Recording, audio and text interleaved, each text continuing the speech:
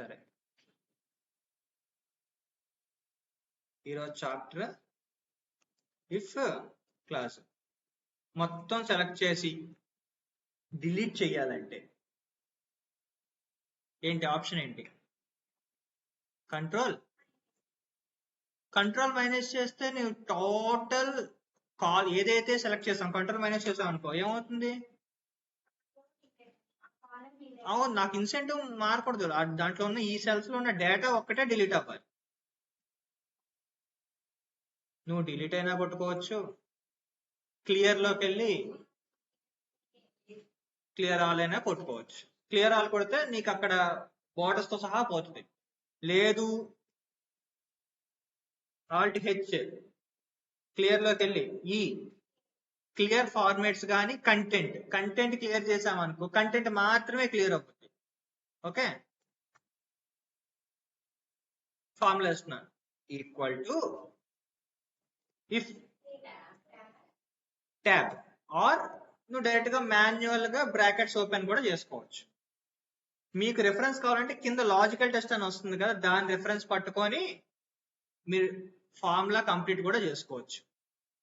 ఇప్పుడు లాజిక్ ఏంటి? ఈ సెల్ నాకు కావాల్సింది, ఈ సెల్లో కనుక ఐటి అని ఉంటే equal to semicolon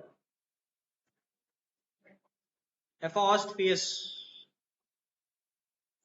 brackets quotation marks.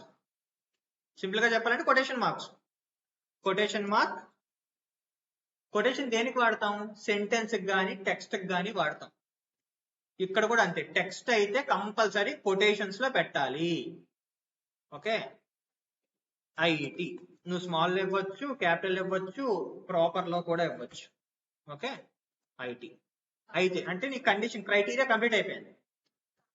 Comma నీకేం కావాలి? ఇన్సెంటివ్ ఉందా లేదా? ఐటీ ప్రాజెక్ట్ అయితే ఇన్సెంటివ్ ఉంది. ఎస్, నేను క్యాప్స్ లో టైప్ చేస్తే క్యాప్స్ లోనే వస్తుంది. క్లోజ్. కొటేషన్ మార్క్స్ ఓపెన్ చేసాం కదా, మళ్ళీ క్లోజ్ చేసేయాలి. కామా ఒకవేళ ఐటీ ప్రాజెక్ట్ కాకుండా ఇంకేదైనా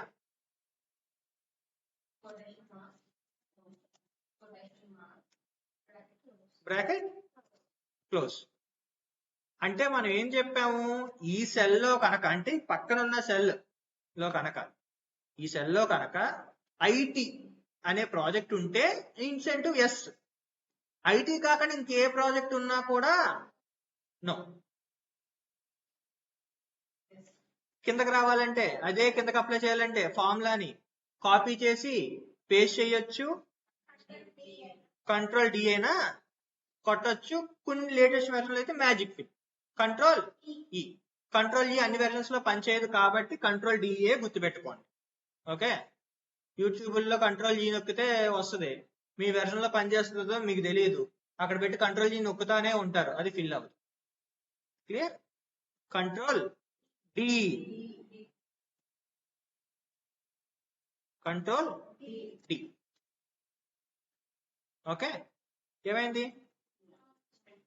నో వచ్చి. ఎందుకు? ఐటీ లేదు కాబట్టి. ఇక్కడ మార్క్ అనే దాంట్లో ఐటీ పెడతాను నేను. వచ్చిందా?